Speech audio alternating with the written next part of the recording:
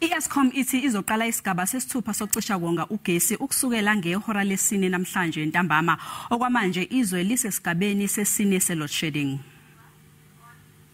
I-Eskom ibilokhu icisha ugesi ikhawu ngenxa yokufa kwamaziko ayo aphehla ugesi njengoba beqhubeka isiteleka seyisebenzi kanye nokusilela emuva ukulungisa ezinye iphehlimandla zayo. Nakuba i-Eskom ibilokhu iqhubeka nokucisha konga ugesi kepha isiteleka seyisebenzi sangesonto elidlule senze isimo sabasibi kakhulu njengoba lenkampani ibingafinyeleli esivumelwaneni nezinyunyana.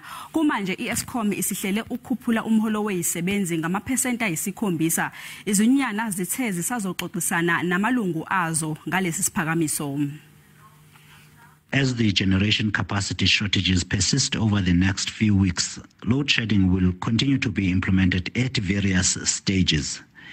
Eskom cautions the public that it will still take a few weeks for the power generation system to fully recover to pre-strike levels, depending on several possibilities, including the workforce fully returning to work to conduct much-needed repairs to equipment. It is anticipated that load shedding will gradually be lowered to stage 2 by the weekend. Of course, Eskom will communicate and implement any changes as may be necessary should the need arise in between.